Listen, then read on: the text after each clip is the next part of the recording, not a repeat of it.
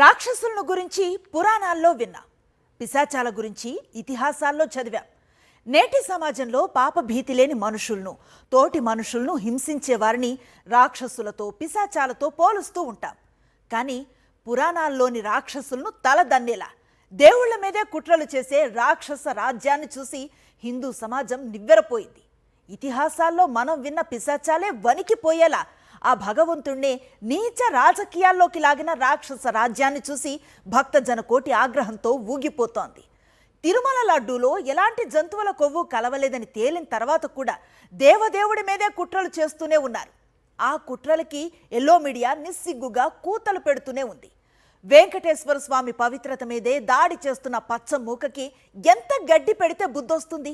దీనిపైనే ఇవాల్టి magazine story. దేవుడంటే భయం లేదు, భక్తి లేదు, భక్తుల మనోభావాలతో ఆడుకోకూడదన్న జ్ఞానం లేదు, యావత్ హిందూ సమాజం సిగ్గుపడేలా ప్రవర్తిస్తున్నానన్న ఇంగితం లేదు.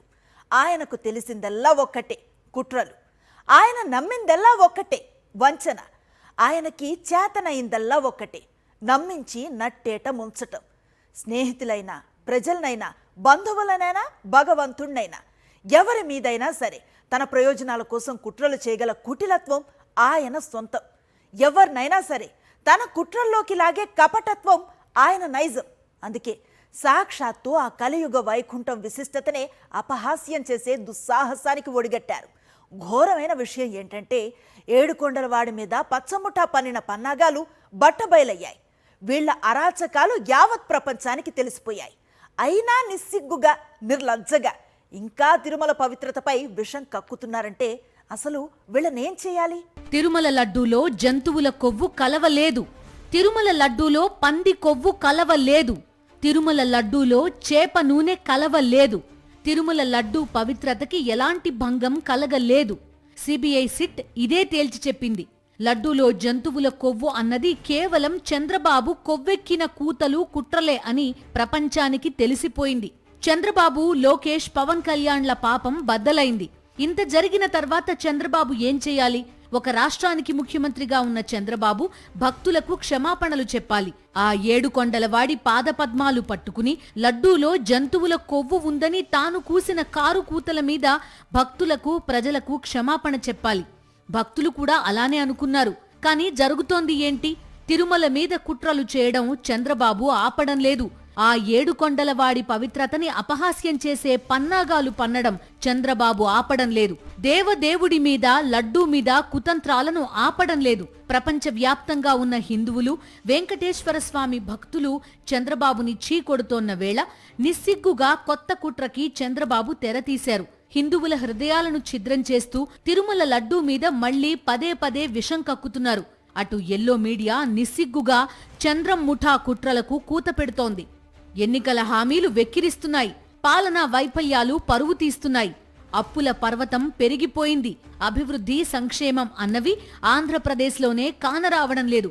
అదానీ గూగుల్ డేటా సెంటర్కు మనం 20,000 కోట్ల రూపాయల రాయితీలిస్తే ఆ గూగుల్ ఏమో బెంగళూరులో 20,000 ఉద్యోగాలు ఇవ్వబోతున్నట్టు ప్రకటించింది.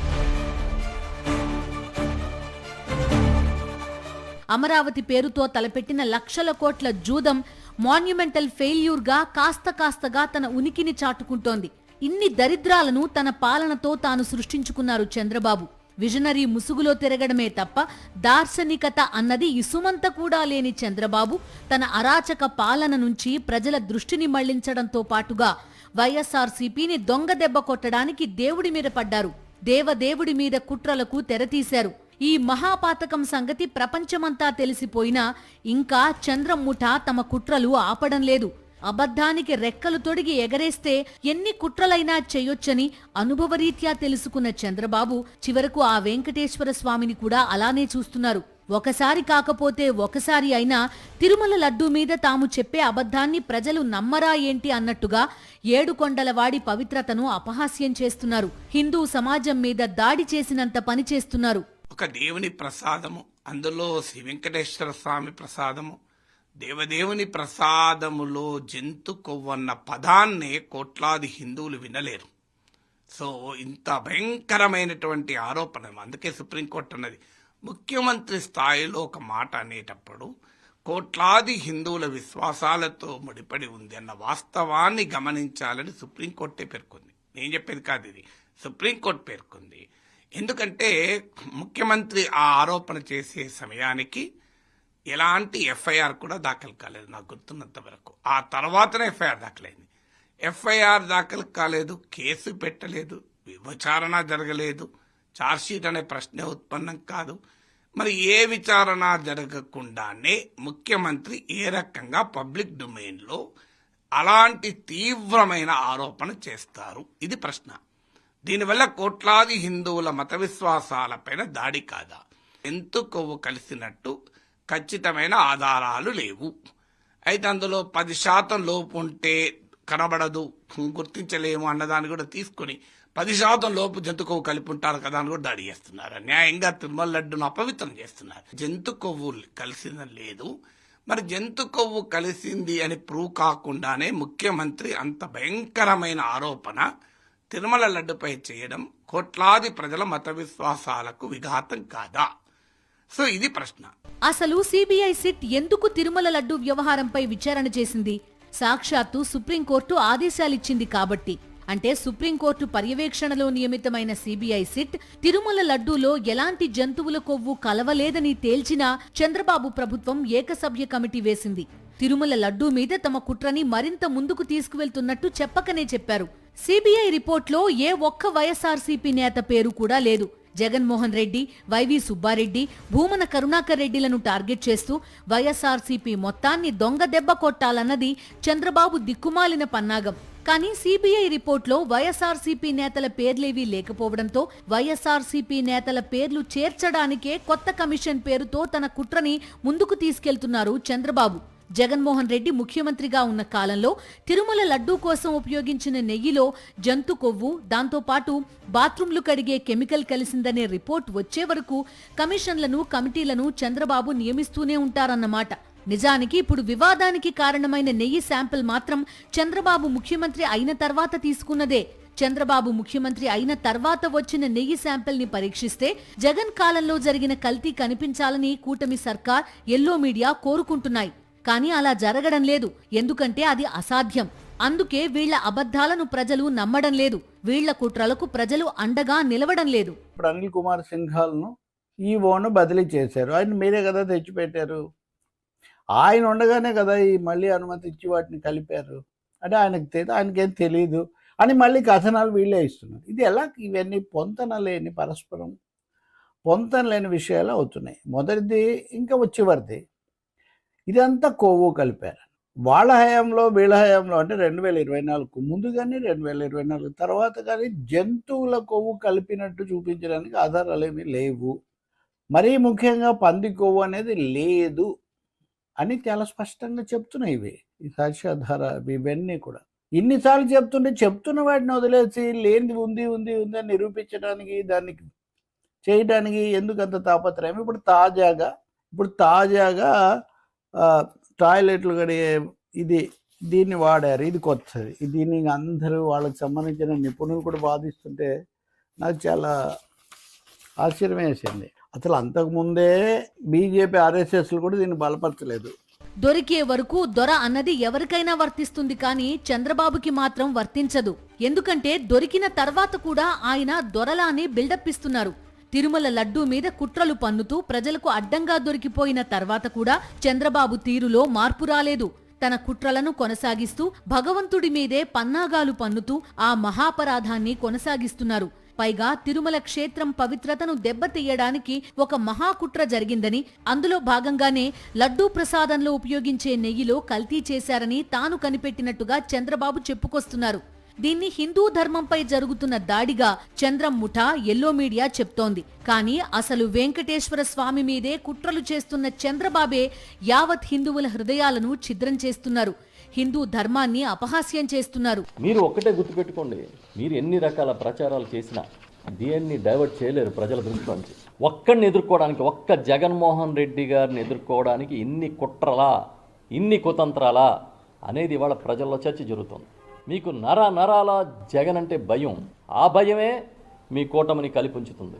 కలియుగ వెంకటేశ్వర స్వామితో పెట్టుకోకండి, మీరు చెప్పిన జంతు కొవ్వు లేదు, ఇది మీరు ముక్కు నేలకు రాసి క్షమాపణ కోరాలి స్వామిని, అప్పుడే మిమ్మల్ని క్షమిస్తాడని చెప్పి తెలుస్తున్నాను. మళ్ళీ కొత్తగా బాత్రూములు కడిగే ఫినాయిల్ లాంటివి కలిపారు, మరి ఆర్బిక్ లాంటిది ఏదో కలిపారని ఏం మాట్లాడుతున్నారయ్యా చంద్రబాబు నాయుడు గారు? తప్పు మీద తప్పు, తప్పు మీద తప్పు, అపచారం చేసుకుంటా పోతున్నారే.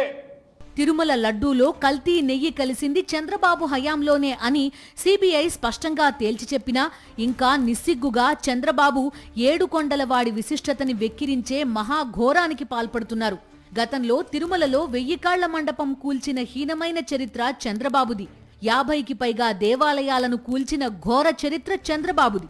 ఇన్ని మహాపరాధాలకు పాల్పడినా తనకేం కాలేదు, తననెవరూ ఏం చేయలేదన్న అహం తలకెక్కినట్టుంది కాబోలు ఇప్పుడు పదే పదే ఆ కలియుగ వైకుంఠం విశిష్టత మీదే విషం కక్కుతున్నారు. గతంలో అధికారంలో ఉన్నవేళ తిరుమల 1000 కాళ్ల మండపం కూల్చింది చంద్రబాబే. 50కి పైగా దేవాలయాలను కూల్చింది చంద్రబాబే. గోదావరి పుష్కరాల్లో తన ప్రచార యావ కోసం 29 మంది భక్తుల ప్రాణాలను బలి తీసుకుంది చంద్రబాబే. దుర్గమ్మ గుడిలో క్షుద్ర పూజలు చేయించింది చంద్రబాబే. అధికారం అందుకున్న ప్రతిసారి భక్తుల మనోభావాలను ఎగతాళి చేస్తూ భగవంతుణ్ణే అవమానిస్తూ వచ్చారు. ఈసారి ఏకంగా వెంకటేశ్వర స్వామి జోలికే వెళ్లారు. రాజకీయాలను, పాలనను కల్తీ చేయటంలో నిష్ణాతులైన చంద్రబాబు తన నీచ రాజకీయాల కోసం తిరుమల పవిత్రతనే కల్తీ చేస్తున్నారు. తిరుమల వ్యవహారంపై సుప్రీంకోర్టు పర్యవేక్షణలో విచారణ సాగుతోంది.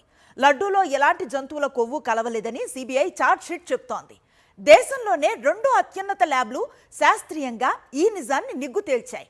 ఆ దేవదేవుడే సత్యమేంటన్నది అనేక రూపాల్లో చెబుతూ ఉన్న తన అసత్యాలకు రెక్కలు కట్టి ఎగరేస్తూ తిరుమల లడ్డూ మీద కుట్రలు చేయటం మాత్రం చంద్రం ముఠా ఆపటం లేదు. తిరుమల లడ్డూలో ఎలాంటి జంతువుల కొవ్వు కానీ చేప నూనె కానీ కలవలేదని తేల్చిన సిబిఐ సిట్ అదే సమయంలో చంద్రబాబు హయాంలో నాణ్యత లేదని వెనక్కి పంపిన నెయ్యిని తిరిగి రప్పించి ఉపయోగించారన్న దారుణమైన నిజాలను వెలికితీసింది. 2024 జూలై 6వ తేదీన టీటీడీకి వచ్చిన 2 ట్యాంకర్లు, జూలై 12న వచ్చిన మరో 2 ట్యాంకర్ల నెయ్యిని టీటీడీ ల్యాబ్లో పరీక్షలు చేయించారు. నాణ్యత లేదని, నిర్దేశించిన ప్రమాణాలు లేవని వాటిని టీటీడీ గోడౌన్ నుంచి తిప్పి పంపారు. ఆ మేరకు సంబంధిత కంపెనీకి మెయిల్ కూడా పెట్టారు. ఈ విషయాన్ని సిబిఐ సిట్ తన ఛార్జ్షీట్లో పేజీ నంబర్ 62లో స్పష్టంగా పేర్కొంది. నాణ్యత లేదని అలా తిప్పి పంపిన ఆ నెయ్యి ట్యాంకర్లని జూలై 27, 2024 తెల్లవారుజామున శ్రీకాళహస్తిలోని రాఘవేంద్ర స్టోన్ క్రషర్ వద్ద వైష్ణవి డైరీకి 2 కిలోమీటర్ల దూరంలో పార్క్ చేశారు. ఈ విషయాన్ని సిబిఐ సిట్ తన ఛార్జ్షీట్లో పేజీ నంబర్ 64లో స్పష్టంగా పేర్కొంది. అలా రహస్యంగా దాచిన నెయ్యిని తిరిగి టీటీడీకి దొడ్డిదారిన పంపారు. ఈ నిజాన్ని కూడా సిబిఐ సిట్ తన ఛార్జ్షీట్లో పేర్కొంది. 2024 జూలైలో నెయ్యి కల్తీ జరిగిందని ఆరోపణలున్న ట్యాంకర్లు టీటీడీకి వచ్చింది చంద్రబాబు సీఎం అయిన తర్వాతే. టీటీడీ ల్యాబ్ పరీక్షల్లో ఫెయిల్ కావడంతో వాటిని తిప్పి పంపింది చంద్రబాబు హయాంలోనే. మళ్లీ అవే ట్యాంకర్లు తిరిగి దొడ్డిదారిన టీటీడీలోకి వచ్చింది చంద్రబాబు హయాంలోనే. మరి కల్తీ ఆరోపణలకు సమాధానం చెప్పాల్సింది చంద్రబాబే కదా. కానీ జరుగుతోందేంటి? వైఎస్ఆర్సీపీని దొంగ దెబ్బ తీయడానికి తిరుమల లడ్డూ మీదే నిస్సిగ్గుగా, నిర్లజ్జగా అటు పచ్చ ముఠా, ఇటు ఎల్లో మీడియా విషం కక్కుతూనే ఉన్నాయి. చివరకు తిరుమల లడ్డూలో బాత్రూమ్ క్లీన్ చేసే కెమికల్స్ కలిపారంటూ ఆ వెంకటేశ్వర స్వామి పవిత్రతని వెక్కిరించే నీచ స్థితికి చంద్రబాబు దిగజారిపోతే ఇంత పాపాన్ని మూటగట్టుకునే మనుషులు కూడా ఉన్నారా అని హిందూ సమాజం మొత్తం నివ్వెరపోతోంది. కేవలం హిందువుల్లో జగన్ పట్ల వ్యతిరేకత పెంచడం కోసమే చంద్రబాబు తిరుమల లడ్డూపై అసత్య ప్రచారం చేస్తున్నారని వైఎస్ఆర్సీపీ రాష్ట్ర అధికార ప్రతినిధి రాచమల్లు శివప్రసాద్ రెడ్డి చెప్తున్నారు. చేసిన తప్పులకు ఆ దేవుడు తప్పకుండా శిక్ష విధిస్తాడని, ఆ తర్వాత జీవితంలో చంద్రబాబుకు మంచి రోజులే ఉండవంటున్నారు. చంద్రబాబు నాయుడు ముఖాన్ని చూస్తేనే ఎవరికైనా అనిపించేది ఏంటంటే ఆయన హృదయంలో దాగి ఉన్నంత కపటం అంతా కనిపిస్తుంది ఆయన ముఖంలో. అంతటి అబద్ధాల కోరుతో మేము యుద్ధం చేసేటప్పుడు ప్రతిరోజు చెప్పకపోతే కనుక ఆయన అబద్ధం దేశమంతా ప్రపంచమంతా తిరిగి వస్తుంది. నేను చెప్పే నిజం మరుగున పడిపోతుంది. ఇది దేవదేవుడైనటువంటి వెంకటేశ్వరానికి సంబంధించినటువంటి పవిత్రతకు సంబంధించిన అంశం కాబట్టి మేము కూడా పదే పదే భక్తుల యొక్క మనోభావాలను గెలిపించే దానికోసం, తిరుమల తిరుపతి దేవస్థానం యొక్క పవిత్రతను కాపాడే దానికోసం మా వంతు ధర్మంగా ఒక భక్తునిగా, ఒక రాజకీయ పార్టీకి సంబంధించిన వ్యక్తులుగా మేము పదే పదే సాక్ష్యాలతో ఆధారాలతో మీడియా ద్వారా ప్రజలకు తెలియజేస్తున్నాం. మొట్టమొదట దీనికి బీజము ఆద్యము చంద్రబాబు నాయుడు. 2024 సెప్టెంబర్ 18వ తారీఖున 2024 సెప్టెంబర్ 18 ఆయన ముఖ్యమంత్రి అయిన మరుక్షణమే గాలి వార్తను ఆధారంగా చేసుకొని కేవలం జగన్మోహన్ రెడ్డి గారిని సర్వనాశనం చేయాలా, వైఎస్ఆర్ కాంగ్రెస్ పార్టీని భూస్థాపితం చేయాలా, ఈ దేశంలో ఉండబడిన హిందువులందరి హృదయాలలో జగన్మోహన్ రెడ్డి పట్ల విపరీతమైనటువంటి అసఖ్య భావాన్ని కలిగించాలా, ఈ ఒక్కదాని కోసం దేవదేవుడైన వెంకటేశ్వర స్వామి పట్ల ఆయనకు భక్తి లేదు, బజారుకి ఇచ్చినాడు. 85% మంది హిందువులున్న రాష్ట్రంలో ఏ పార్టీ అయినా సరే హిందూ దేవుళ్ల పవిత్రతను దెబ్బతీయడానికి పనిచేస్తుందా? ఇంగిత జ్ఞానమున్న వాళ్ళెవరైనా ఇలా మాట్లాడతారా? మాట్లాడితే ప్రజలు నమ్ముతారా? ప్రతిపక్ష నేతకు లభిస్తున్న జనాదరణను తట్టుకోలేక అల్లాడుతున్న పచ్చముఠా అసహనం నుంచి పుట్టింది ఈ మహాకుట్ర. ఇప్పటికే ప్రజాస్వామ్య విలువల్ని, రాజ్యాంగ ధర్మాన్ని తుంగలో తొక్కి రెడ్ బుక్ పాలన సాగిస్తున్న చంద్రబాబు ఇప్పుడు ఏకంగా ఆ దైవ ద్రోహానికి పాల్పడుతూ రాక్షసానందం పొందుతున్నారని హిందూ సమాజం మొత్తం చీదరించుకుంటోంది. ప్రజల కోసం అహర్నిశలు శ్రమించిన పాలకులున్నారు. ప్రజల అభ్యున్నతి కోసం కృషి చేసిన పాలకులున్నారు. ప్రజలను నిర్లక్ష్యం చేసిన పాలకులు ఉన్నారు. కానీ ప్రజల మీద పగబట్టిన పాలకుడిగా చంద్రబాబు సరికొత్త చరిత్రను సృష్టించారు. 5.5 కోట్ల మంది ఆంధ్రప్రదేశ్ ప్రజల భవిష్యత్తుని చీకటి చేస్తూ అరాచక పాలనని పరుగులు పెట్టిస్తున్నారు. ఇప్పుడు ఏకంగా హిందూ సమాజం మీదే పగబట్టిన రీతిలో దైవ ద్రోహానికి తెగబడ్డారు. పదే పదే తిరుమల లడ్డూ విశిష్టతను, పవిత్రతని ఎగతాళి చేస్తున్నారు. వంచన రాజకీయాలకు కేర్ ఆఫ్ అడ్రస్ చంద్రబాబు, నీచ రాజకీయాలకు కేర్ ఆఫ్ అడ్రస్ చంద్రబాబు, వెకిలి రాజకీయాలకు కేర్ ఆఫ్ అడ్రస్ చంద్రబాబు. ఈ పచ్చి నిజం దేశం మొత్తానికి తెలుసు. కానీ దేవుడి మీదే పన్నాగాలు పన్నుతూ పాపిష్టి రాజకీయాలకు కేర్ ఆఫ్ అడ్రస్ తానే అని చంద్రబాబు నిరూపించుకుంటున్నారు. నయవంచన చేయడమే పనిగా పెట్టుకున్న వారిలోనూ ఏదో ఒక మూల పాపభీతి అన్నది ఉంటుంది. దేవుడంటే భక్తో భయమో ఉంటాయి. కానీ విచిత్రంగా చంద్రబాబు, లోకేష్, పవన్ కళ్యాణ్లలో మాత్రం ఆ పాపభీతి కనిపించడం లేదు. నిజమే మరి, దేవుడికే ద్రోహం చేయడానికి తెగించిన వాళ్లకి భక్తేంటి, భయమేంటి? దొంగే దొంగ దొంగ అని అరిచిన చందంగా నాణ్యత లేదని తిప్పి పంపిన నెయ్యి దొడ్డిదారిన టీటీడీకి చేరింది చంద్రబాబు పాలనలోనే. ఇంత ఘోరం జరిగిన తర్వాత ఎవరైనా ఏం చెయ్యాలి? భక్తులకు క్షమాపణ చెప్పాలి. నాణ్యత లేని నెయ్యి లోపలికి రావడానికి సహకరించిన వాళ్లని పట్టుకుని చట్ట ప్రకారం విచారణ జరిపించాలి. మరోసారి ఇలాంటివి జరగకుండా చర్యలు తీసుకోవాలి. కానీ చంద్రబాబు అవేం చేయలేదు. పైపెచ్చు తిరుమల విశిష్టతనే కించపరిచే దుర్మార్గానికి దిగిపోయారు. తన రాజకీయ స్వార్థం కోసం శ్రీవారి లడ్డూని అడ్డుపెట్టుకుని చంద్రబాబు చేస్తున్న అసత్య ప్రచారాలు, కుట్రలపై బీజేపీ స్పందించాలన్న డిమాండ్ బలంగా వినిపిస్తోంది. బీజేపీకి సంబంధించినటువంటి వాళ్ళు మీరు ఎందుకని దీని మీద, అదేమంటే హిందూ హిందూ హిందూ అని చెప్పేసి చెప్తారు, దీని మీద ఎందుకని మీరు మాట్లాడట్లేదు? ఈ తప్పు చేసినటువంటి వాళ్ళు ఎవరైనా సరే వాళ్ళ మీద శిక్షలు, వాళ్ళ మీద చర్యలు ఎందుకు తీసుకోవట్లేదు? ఈ దేవుణ్ణి, ఈ రాష్ట్రంలో ఉండేటువంటి హిందూ దేవుళ్ళందరి ప్రసాదాలని అపవిత్రం చేస్తూ ఉంటే కళ్ళు మూసుకొని చూస్తూ ఉన్నారు. ఈ పాపంలో బీజేపీకి ఖచ్చితంగా పాలు పంచుకోవాల్సినటువంటి పరిస్థితి వస్తుంది. ఈ రాష్ట్రంలో ప్రసాదాన్ని, మహాప్రసాదాలని అపవిత్రం చేస్తూ, ప్రజల్ని మోసం చేస్తూ, ప్రతి ఒక్కరిని మీద దాడులు చేస్తూ దుర్మార్గంగా చేస్తున్నటువంటి పాలనకి ఖచ్చితంగా రాష్ట్రపతి పాలన కావాల్సి వస్తుంది. తిరుమల లడ్డూ తయారీకి వాడే నెయ్యిలో ఎలాంటి జంతువుల కొవ్వు, పంది కొవ్వు కలవలేదని దేశంలోనే ప్రతిష్టాత్మకమైన ఎన్డీడీబీ, ఎన్డీఆర్ఐ ల్యాబ్లు తేల్చి చెప్పాయి, శాస్త్రీయంగా నిర్ధారించాయి. సిబిఐ సిట్ కూడా ఇదే విషయాన్ని తన ఛార్జిషీట్లో పేర్కొంది. అడ్డంగా దొరికిపోయామని అర్థమైన చంద్రముఠ మరింత నీచానికి దిగజారింది. లడ్డూలో బాత్రూమ్ క్లీన్ చేసే కెమికల్స్ కలిపారంటూ కొత్త కుట్రకి తెరతీసింది. అక్కడితో ఆగలేదు. అన్ని దేవాలయాల్లో ప్రసాదాలు కల్తీ అయ్యాయి అంటూ నోటికొచ్చింది వాగడం మొదలుపెట్టారు చంద్రబాబు. నమ్మించడం, వంచడం దశాబ్దాలుగా అలవాటైన పెద్ద మనిషి కదా. ఒక అబద్ధం కాకపోతే మరో అబద్ధమైనా ప్రజలు నమ్మకపోతారా అని రోజురోజుకి ఎవరూ ఊహించనంతగా దిగజారిపోతున్నారు చంద్రబాబు. తన అరాచక పాలనతో ఆంధ్రప్రదేశ్ని సర్వనాశనం చేస్తున్న చంద్రబాబు హిందూ సమాజాన్ని లక్ష్యంగా చేసుకుని భయంకరమైన కుట్ర పన్నారు. అడ్డంగా దొరికిపోయారు. ప్రపంచవ్యాప్తంగా ఉన్న భక్తులతో పాటు దేశ ప్రజలందరూ కూడా ఈ మహాపరాధానికి ఆ దేవదేవుడు ఇచ్చే ముగింపు ఎంత భయంకరంగా ఉంటుందో అని ఎదురు చూస్తున్నారు. ఇది వాల్ట్ మ్యాగజైన్ స్టోరీ. మరో ఇంట్రెస్టింగ్ టాపిక్ తో మళ్ళీ కలుద్దాం. అంతవరకు స్టే ట్యూన్ టు సాక్షి.